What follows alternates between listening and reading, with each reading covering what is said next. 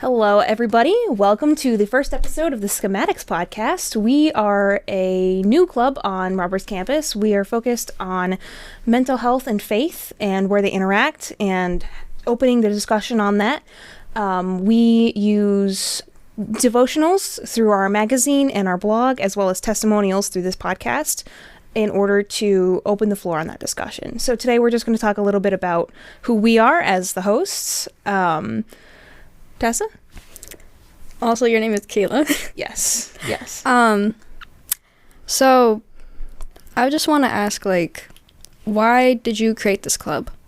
So this all started as a little bit of a brainchild with our campus pastor at the beginning of last semester, and we were trying to talk about ways that I could get involved on campus because I wanted to plug in a little bit more since I don't live here and I commute. And we came up with doing a sort of devotional newspaper sort of deal, and that evolved into a magazine. And then from there, we just kept running with it, and we were like, well, maybe we can do a podcast too. And that sort of evolved into this multimedia project where we have a blog of testimonies and the magazine of podcasts that will also be being released shortly. And then our blog, which has all of the magazine stuff and then some other online exclusive sort of things. So really just, I wanted to get involved on campus, and mental health and faith is something I'm really passionate about. I'm really glad that you were able to make this become a real thing, because I know that we're both very busy people and not every club ends up getting created, so I'm glad this is a thing. And you're passionate about mental health and stuff too, because we're both psych majors. Yes. So, why did you want to join this club when I asked you? I would say my biggest thing ever since I was introduced to the psych field was just how does Jesus and mental health come together. Because I feel with the sciences and stuff like that, there's almost the separation between you can either be one or the other, and I'm I see where they overlap, and so I want to explore that and help show others where it does overlap. So. Yeah. I feel from my personal experience, which is a lot of what this is right now, it's me talking about my personal experience in the devotions and stuff, is that there is basically nothing more confusing than being a Christian and having mental health struggles, especially with stuff like anxiety and depression, because which are sort of the most common ones we hear about, but there is other things, and it's always really confusing, especially with those two, because Christianity is I give up control, God is in control, I'm not supposed to be in control, and I have a hope for the future. And then anxiety is, oh no, I'm not in control, and depression is, I have no hope. So I've found that that's been really confusing to try to work out, and if I think it's confusing, I'm sure plenty of other people find it confusing. For sure. I think going off that, I've met just a lot of people who do have mental health struggles and are Christian, so just getting to ask them about their testimony and seeing what's drawing them closer to God, even with that thorn in their side, is encouraging, and hopefully get those people on this podcast. Definitely. I've seen quite a few of those people. I've got a couple of them who are interested in coming on here. I'm really excited. It'll be great, and I think one of the things that we both feel is that it's always so interesting to get to know everybody's story. I'm just tell me your testimony now. Yes. It's always so interesting, and you want to hear about everybody and engage fully with everybody that you interact with and know them as well as you possibly can. And this is a great way for us both to do that, and especially because we both want to go into counseling and that sort of thing, which we have other people in our club who don't want to do that, but they're also really passionate about this. And I think that's wonderful. Yeah. So I just wanted to ask you, knowing those mental health struggles that you do deal with, how has God helped you work through those things? Oh, yeah. It's been very interesting. So last spring semester, I had a lot going on, and I had a lot going on before that too, but last spring semester is really kind of where everything came to a head. There was a lot of crises going on with all of my friends, and I started having really bad anxiety and a really bad depressive episode, and I was trying to seek God when I couldn't feel him, and also trying to love God when I couldn't feel love for anything, because that's kind of what depression is like. It's like you don't love anything, you don't enjoy anything. It's just like this hole in your chest where your heart is supposed to be. And so it was a lot of trying to do that and trying to persevere through it and wondering when it was going to break, and it was really exhausting. But when I came out of it, I realized that it's really important to keep pushing, and it was really, really hard, like trying to continue to have that hope and be motivated to have the energy to pursue God when I didn't really have the energy to get up in the morning or do anything. And I was like barely able to do my homework. But it was a lot of trusting and waiting. And like, I don't know what's happening, and I don't know when this is going to break and when I'll be able to go back to quote unquote normal. But I know that there is something coming, and I just need to get through this, and I just need to keep going. And I've learned a lot since then as well, of like, we can use our faith and what God gave us in order to connect with others. And a lot of my biggest thing is, which is really my goal with this, is my biggest help was seeking the community around me and building up a strong community of fellow believers around me who could help me when I couldn't do anything about it. But then they were able to support me when I was having a hard time. And that was one of the most helpful things. And just paying attention to the people that God has placed in our lives and really seeking out those people. And then when you are able to, being one of those people yourself. Yeah, I think that's really powerful, and that it brings up an important point that faith is not feelings, because sometimes people can mix it up as like, oh, I'm not feeling God, so maybe he's like gone away, but he's still there, like he hasn't moved, like his arms are open waiting for you, but just you don't always necessarily feel him. And also like mental health stuff really can make you feel alone, especially when it's like, oh, people won't understand or they won't care. Like you'll have like these lies being told to you, and it's really important to be intentional and try to combat that, even like in little ways, being like, oh, I'm not gonna isolate myself, I'm gonna go get food with people, I'm gonna go to class or whatever. Is like, it doesn't have to be like huge necessarily things that you do, but just being active and also reminding yourself of truth, of like writing it down, even like journaling has, like for me, has been very helpful. Because then you read it and it's like, oh, this is really stupid, like this is not true at all. People do care about me. People like are there for me, like I am known, I am loved, like all these things. And also looking to scripture for those reminders of truth, because you know the word is the way of truth in the life. So if you want to like really live, you need that. Definitely. And I think one of the big things that was a driving force for me wanting to do this, and I'd hope you as well, is like, from my experience, mental health, like the first thing you want to do is isolate, and you never want to talk about it because no one talks about it. And if they do talk about it, it's not usually with a positive connotation, and it is really hard. But we shouldn't be afraid of being able to talk about this. And I just wanted to open like a space. Like, we can talk about it. We don't have to be afraid of it. And I'm guilty of this too. I definitely do this. It's really hard for me still to reach out a lot of the time when I am struggling. But I think it's really important to build up that community and like invite people into the space where they can talk about this. Because one of the things that has always been like huge for me when I share about my struggles is that every single time someone comes up to me is like, wow, like reading this thing that you wrote or listening to this, you talk about this struggle that you've been through made me see that I am not alone. And I just don't want people to feel alone. Yeah.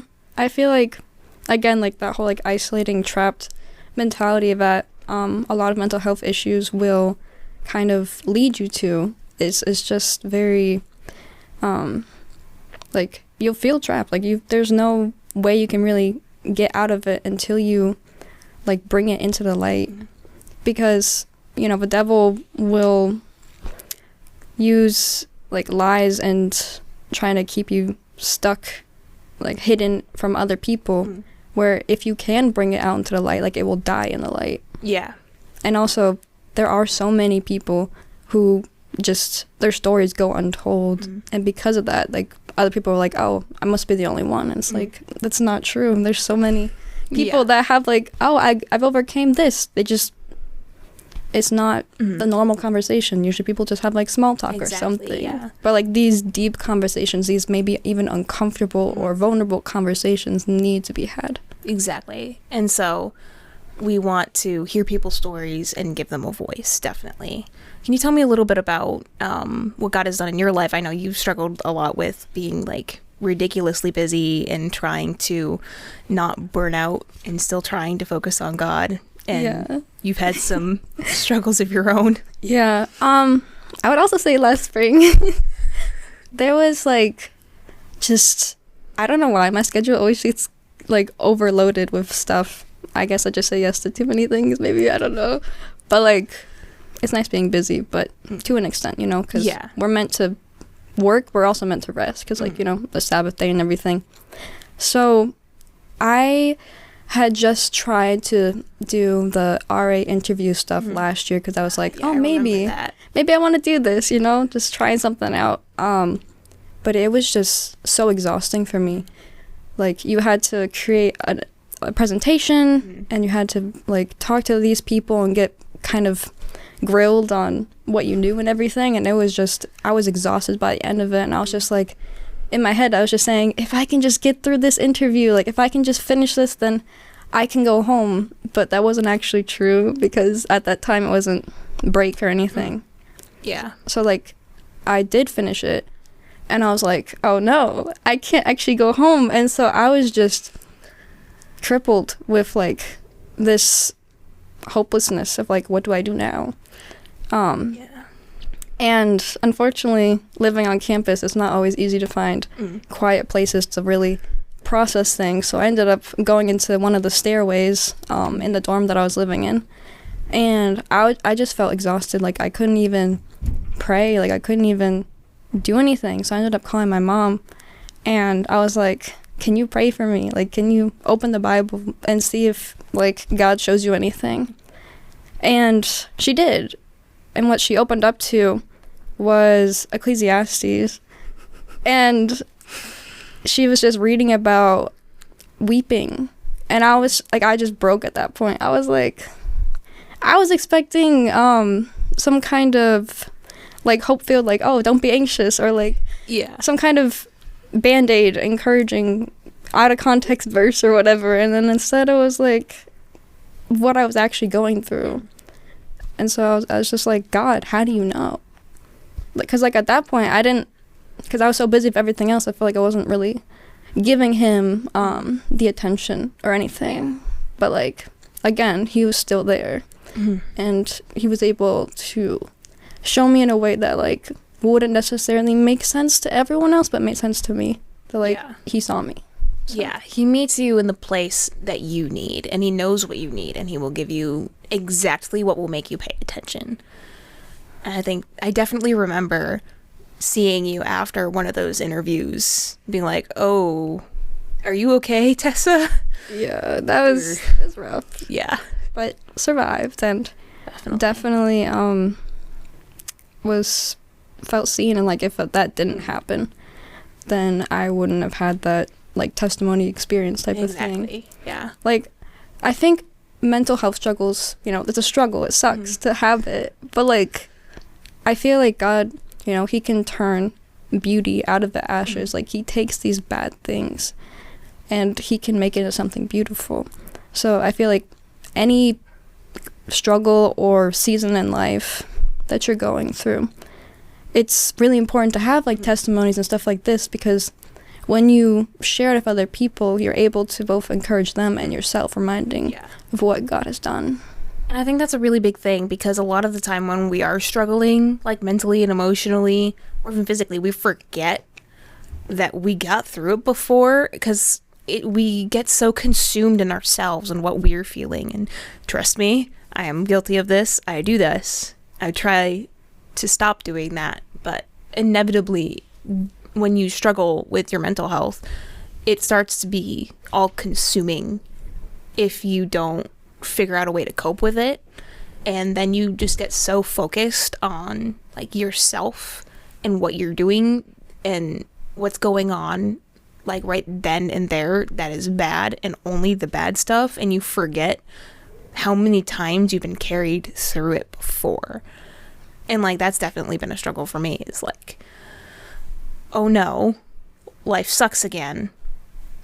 What is going on? Like, what is wrong with me? What is wrong with the situation? Like, how can I fix this? Instead of just being like, I've gotten through much worse than this. I've gotten through this sort of thing so many times already. Why can't I just let God take care of it? Because I can't do anything at the end. Yeah, I feel like there's like in my own life and plenty of other people, there's this struggle for control. Mm-hmm. Like it's kind of silly to me also, because we never really have control of our life. Like you can do everything right, but it doesn't mean it's gonna work out in the way that you want it to. So it's just like this, we kind of trick ourselves into being like, oh, if I do this, then it'll work out. Mm-hmm. But it's not guaranteed. So it's like, you might as well give it up to the one who is in control. Exactly. But it's still a struggle for sure. Yeah. And then like some of those moments when there's like literally nothing else you can do, that's when you really realize like, wow, I'm just a tiny human. Yep. Like I can't do anything. And that's when we finally look up, like, hey God, help. Like what else are you gonna say? Like that's when you find him the most in the most broken places, because at that point you're finally ready to pay attention to him. Yes. Sometimes you have to be brought low in order to look up. Mm-hmm. For sure. Definitely. And like, I don't know if you can really see this, but like this is my necklace here is a mustard seed. It's something that my grandparents gave me, and it's like really, really tiny. You know, the Bible was like, if you have faith the size of a mustard seed, you can move mountains. Mm-hmm.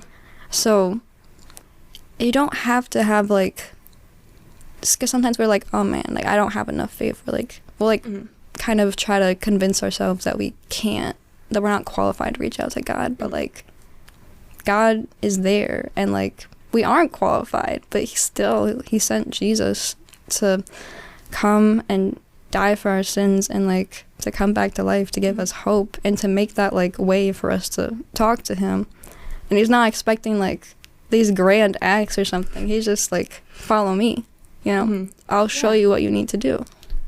He went and picked all of the most broken people who didn't know what the heck they were doing, and he said, come be with me. And that is all we gotta do. But I think sometimes we also try to use our faith as a like, oh, I just have enough faith that then this problem will go away. If I just pray enough, this problem will go away, which it's not. Like, yeah, keep praying, but it's not a measure of how much faith we have. It's a measure of what needs to be done and what he has planned for us in the future, which we cannot see, which is scary, obviously. And so that's why this was so important to me, like doing this sort of thing, because then we can talk about like how faith interacts with our mental health, because sometimes it is great and sometimes it makes it really hard to figure out what's going on in our heads and in our lives. And that's a place where there's a gap there. Yeah. And like I used to think of like this verse, it's like, your thoughts are not my thoughts, your ways are not my ways, like, which is kind of a good thing, because like, especially if like mental health issues, like if God's thoughts were also as like depressing or anxious or whatever, that would be problematic. If God was small enough for me to understand, he would be too small. Yeah. If I could understand him, he wouldn't be a big enough God to do what he promised me that he would do. And so I think sometimes it is really encouraging that we cannot understand God, because if we did, then he'd be too small to actually do what he's promised us to do. But he isn't able for us to understand because he's infinite and we are finite little people on this planet that he created. Yeah. And he knows what's coming and we don't. And if we were able to fully comprehend what he thought and what he was doing, then he wouldn't have been able to save us in the first place. And yeah, it's beautiful that, like, even though we can't fully understand God, he still shows us what we need to know. Like, who he is, his character of, like, he is all-knowing, all-powerful, but he's also, like, loving, and he sees us. And because of that, like, it gives us reason to trust him and, like, give up that control, being like, God, you've done this in the past, in my life, in other people's lives, in the Bible. Like, I've seen you do this. I trust that you will help me through this thing. Yeah. And one of the things I pray the most frequently is, Lord, reveal yourself in new ways to me every single day. Because if I get too lost in focusing on everything else, then I lose sight of him. And if I'm not actively looking for him, it's going to be a lot harder for me to see him, because we see what we want to see. Yeah. So it's also hard because, like, in the Bible it talks about like spiritual warfare. Like, it's not you fighting against people or even like other things like that, but it's the flesh versus the spirit, and like they want different things. And so it's just trying to learn that, like, self-discipline to be like, I don't know everything, like having humility, like I don't have these fruits of the spirits naturally. I would naturally be more selfish. I would be thinking about only what benefits me, but it's like that's not fulfilling, that's not helpful in the long run. Yeah. So just being able to be humble and be like, God, please, like, help me be humble, like give me the fruits of the spirit, like just asking God in prayer, like, show me what I need to do, and then being willing to do that. But sometimes what you need to do is nothing and just rest, just trust in him. Like, it's a real difficult balance there, because you want to make sure you're being attentive and not just trying to fill your time to distract yourself from what you're going through, because that's also not great. So sometimes the answer is just stop and breathe. And I know that's definitely something I got. I was just like, stop and breathe. Just take a chill pill for a little bit. I got this. Yeah. Sometimes, putting God first can literally be like, okay, I'm gonna rest. I'm just gonna sit in, like, maybe worship or like maybe scripture reading or something, or even just like in prayer, just like sit there, which is really hard because, like, overthinking and like all these things are like popping up in your head, but it's like, no, I'm gonna focus on God. I'm going to sit here at his feet, and like that is the most beautiful kind of surrender. Yeah. And it's like, we're college students, we're constantly stressed about work and homework and mental health and everything, and so we're constantly like, we need to do, and then we're like, how on earth do I fit God into this? But we don't need to fit God into it, we need to fit everything else around God. Yeah. It's like, he says follow me, and like everything else will fall into place. Yeah, definitely. It's wonderful. I'm thinking of, I was rewatching The Chosen recently, and thinking of when Matthew says, I wake up and I'm anxious, but then I remember that I have one thing to do today, and that is follow him. And I love that, because that is like, if I build my day around following him and how best I can use what I'm doing as an act of worship to him, and how best I can be a reflection of him. Like, I want to be a mirror. I want to reflect him and blind everybody with his grace and love. It's a little violent, but it's good though. It's good. And like, people need that. Like, there is such pessimism and getting stuck in like your own head and everything, that they need light, they need hope, they need people who are here to serve and not to be served, like to do things that are clearly different from the world, and then they'll look at that and be like, what's different? Like, what do you have? I want that. Yeah. Because, like, God gives us joy, love, peace, patience, kindness, goodness, faithfulness, gentleness, and self-control. Like, all of those fruits of the Spirit. Yeah. When we choose to follow him and we know the truth. Mm.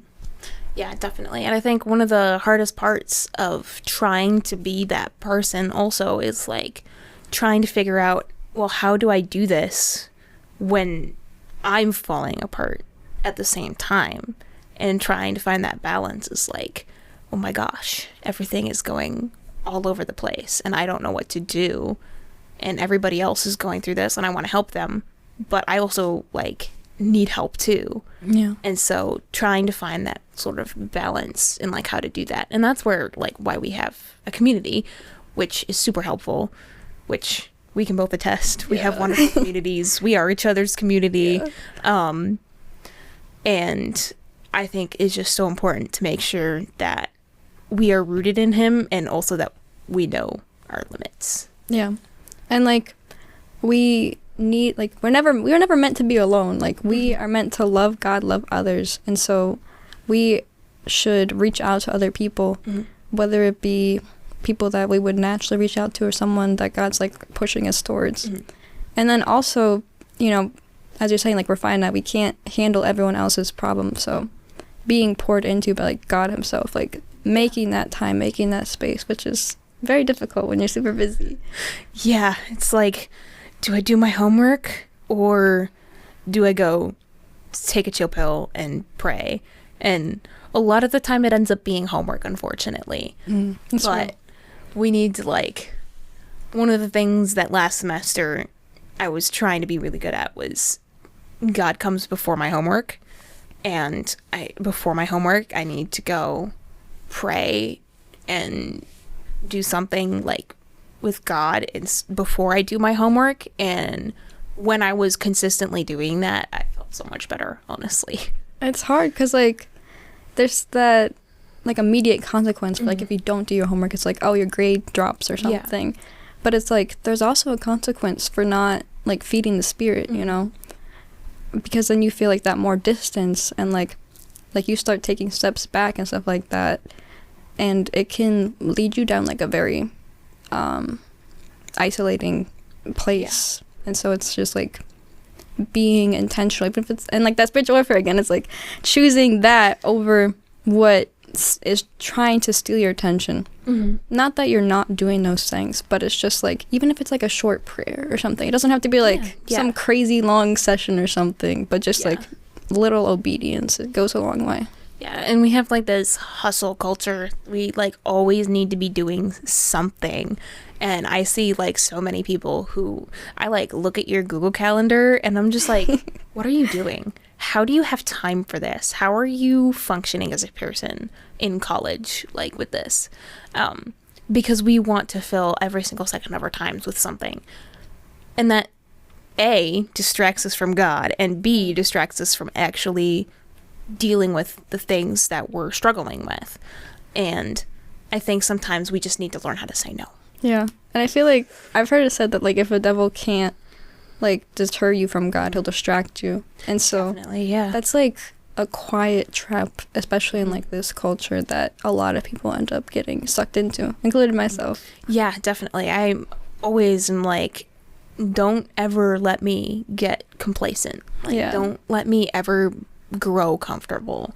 Like, you can be comfortable sometimes, but you should never, like, just be so comfortable that you stop doing the uncomfortable things that he's calling you to do, because following God is uncomfortable, because a lot of the time it ends up putting you in really hard places, which is terrifying. But I think when we keep listening to God and we keep following him and we keep allowing ourselves to be put in those places and keep letting him drive us to those places and keep actually listening to that, then we see that, well, he's done this before. Like, we can get through this. We have been at this place and we can, like, get through it. Yeah. And, like, those are growing pains, but like, they're growing pains, you know? Like, you can't mature, you can't do any of those things if you don't go through, like, those struggles. Yeah. So to wrap this up, I'd like to talk a little bit about our other things that we have going on, just really quickly. So obviously we're new. We've not been really seen on campus before, and this is obviously our first podcast episode. Our first magazine should be coming out within the next week or two. And our blog is up and running. It's a Wix site. I think it's kartistwixsite.com. But you can find the link in our magazine. Or you can contact us or our club email at SCHEMAtics@roberts.edu. And you can also email us if you have an idea for devotions, because our magazines are open submission, because we want to give everybody a voice in this. And obviously everybody has different experiences that need to be heard when we're doing this.